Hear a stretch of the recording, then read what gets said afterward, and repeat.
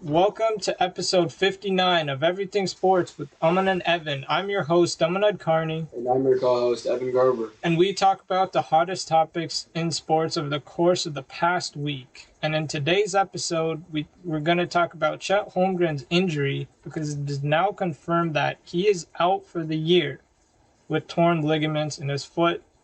And then the Kevin Durant situation because he is now going to play with the Brooklyn Nets, at least for this upcoming season.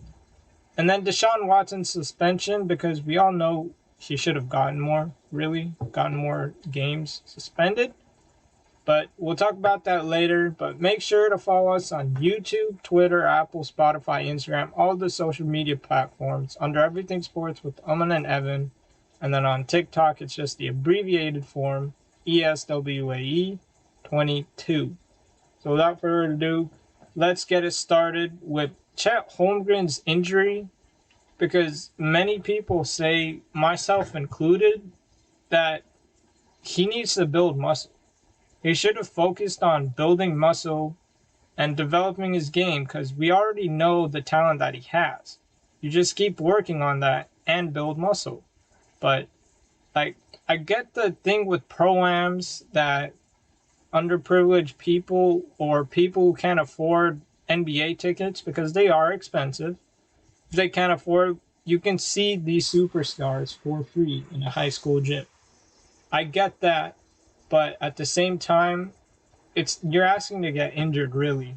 I like the fact that pro-ams are a thing, but it really is a high risk of injury. And I know Evan has a different opinion on that, but Chet Holmgren got injured on a play against LeBron James, who's obviously way stronger than him. And the biggest critique against Chet Holmgren was that he was thin and he can't guard stronger players. It was an awkward landing, but it was trying to guard LeBron James. What do you think about Chet Holmgren's injury? I mean, I'm in a similar boat about the pro-am. I'm not a huge fan of it at all. I personally think that it's just way too much of a risk for injury. Like you're playing for the NBA, you're paid to play for them. Like I get it as a sense of practice. You get to practice in a game situation, but you can do it similarly in practice where you're less likely to get injured. And it just doesn't make any sense. Why would you put your body out there when you're playing for the NBA, playing millions of dollars for the NBA, and put yourself out there in a pro game? That doesn't even matter. Like you should be trying. Like if you're gonna play in it, try 80%, 70%. Don't go 100% because you're gonna get injured, like Chet Holmgren did. And we see Clay Thompson tonight, like his past injury, he was playing pickup basketball. He got injured as well. So there's so many risks it takes, and it's just better to just practice with your team and make it to the NBA season. Exactly. Like I've read it somewhere, Blake Griffin, Zion Williamson, someone else. Like a long list of rookies that missed their rookie season, but still obviously ended up doing really well in the NBA. Even though Blake Griffin didn't win anything, his prime was really good, obviously. And then Zion, let's see. But Chet Holmgren, obviously, everyone's going to look back on this injury because if he stays in this shape, if he stays without muscle, then simply put, he's not going to make it in the NBA because when Zion's back, when he's healthy, he's going to do amazing. LeBron's still there. Giannis is still there. Joel Embiid is still there. And these are players he's going to be guarding. And he's your center. And to be honest, he's a defensive liability. Let's call it that. Because if he's thin, a player can post him up pretty easily. But now let's move on to the Kevin Durant situation. Evan, what do you think about that? Yeah, so I had a different view from Aman. It's just crazy to me that he's staying now with all the reports that we've seen. We've seen that he wanted this player, he wanted this player, or he wanted the GM and Steve Nash out. Like so many different reports that we've seen, and for them to just come together to an agreement that quickly doesn't make any sense to me at all.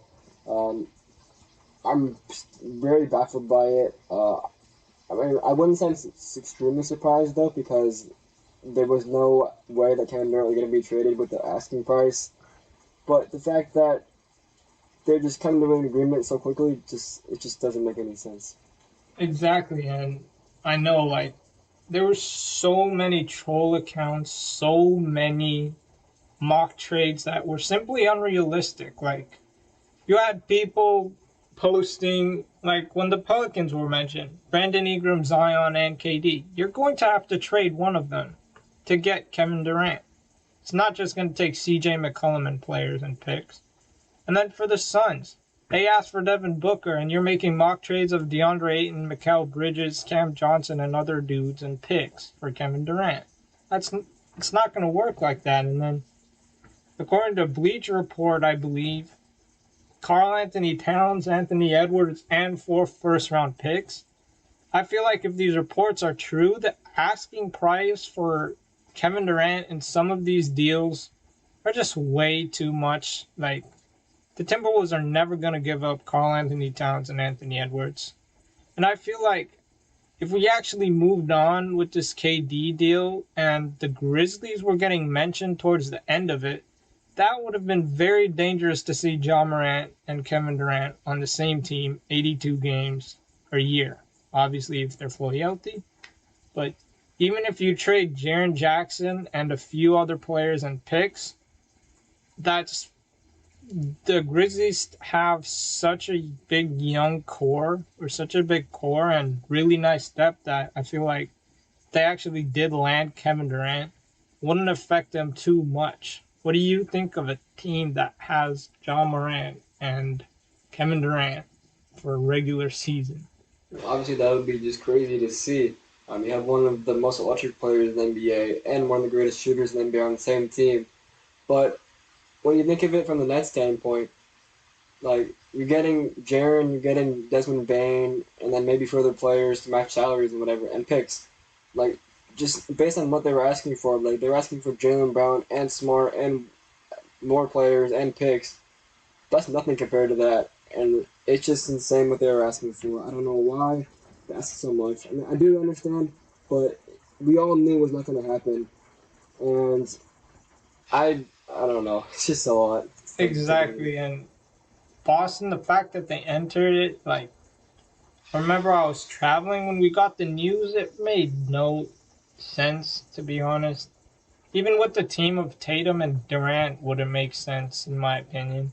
The Celtics still would have had depth, but then you were backstabbing Jaylen Brown the same way the Celtics backstabbed Isaiah Thomas, because I believe even though Isaiah Thomas didn't do well after his injury, the Celtics would have still kept him as a starter, and I feel like Isaiah Thomas, he had an MVP season, MVP caliber season in Boston, and he was an All-Star. And then Boston just backstabbed him because he was injured and thought Kyrie Irving was better.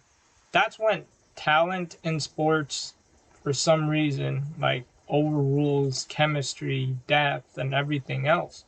Because the way the Celtics played without Kyrie in the playoffs in Tatum's rookie season, they took LeBron to Game 7. If Isaiah Thomas was on that team, I believe he still would have been amazing after his injury if he was kept on the Celtics. Because if he didn't get hurt and stayed on the Celtics and Kyrie Irving never came, I believe that it would have been a Warriors-Celtics finals. I know we're not supposed to be opinionated. I know we don't like saying ifs, but that's what I firmly believe, because the Celtics statistically were a better team without Kyrie Irving and a better team with Isaiah Thomas. But furthermore, like with this situation in Brooklyn picked up Royce O'Neal, TJ Warren, 2 great forwards.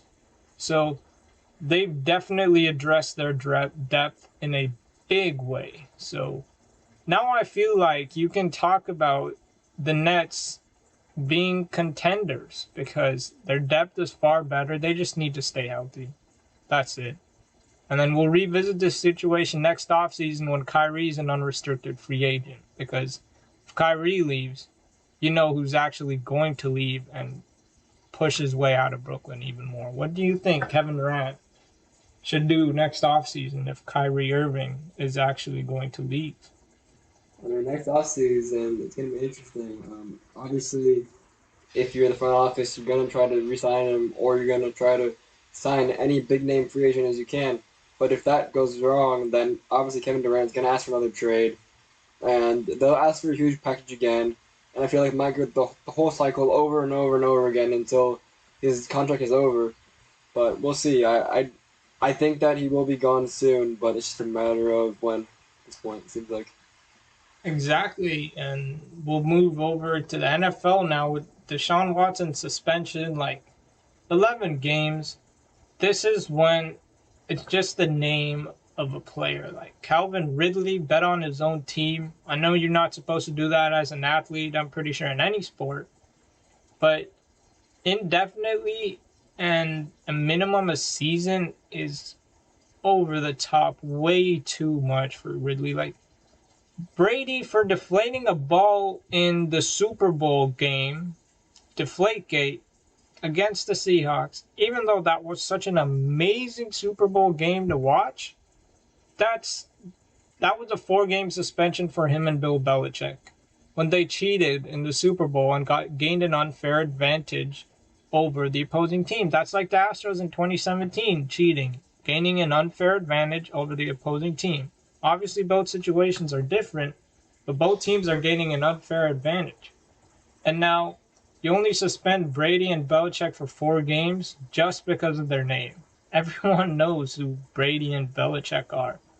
And Calvin Ridley, he does have sort of a name in the NFL, but I don't think many people would know Calvin Ridley as much as they do with Deshaun Watson. And the game Deshaun Watson's slated to be back is at Houston. And that's money for the NFL. What do you think about Deshaun Watson's suspension?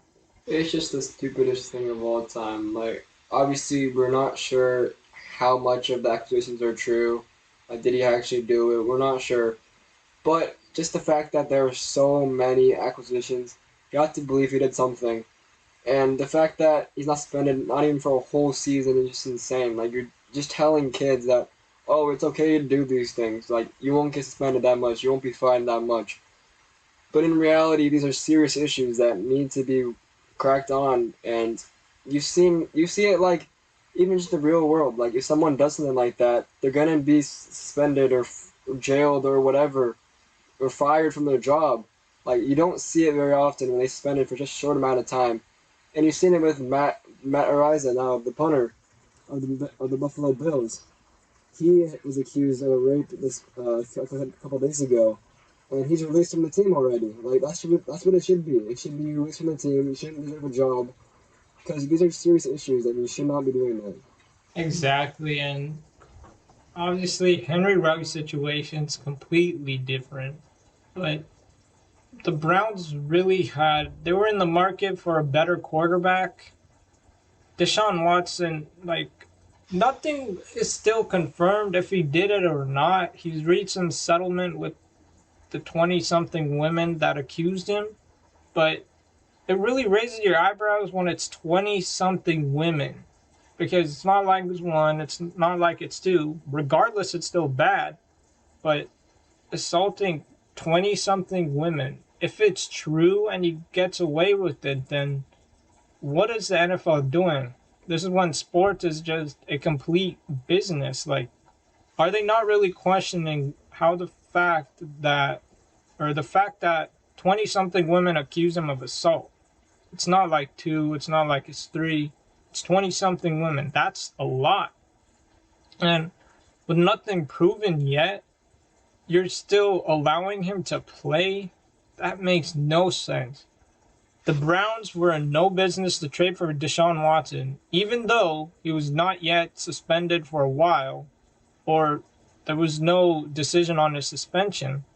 And thank God it's at least 11 and not 6. Well, thank God it's 11 and not 6. Because if it was 6, that you're playing the majority of the season still. And then on top of that, the Browns give him an extension. Those are two undeserving things Deshaun Watson got just in the matter of a crazy offseason. What do you think about the sports side of it, the business side of sports? It's just a dumb thing. Like, I understand it that you want money. That's what everyone wants in the world. But when you think about it, they already have so much money. They're already billion, trillion dollar leagues and teams and owners and everything. Like, you do not need that money. It's just pointless.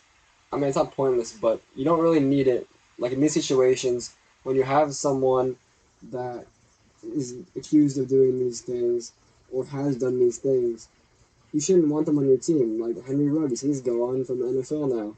All these players, they should not be in the league anymore. They don't deserve it because they're setting a really bad example.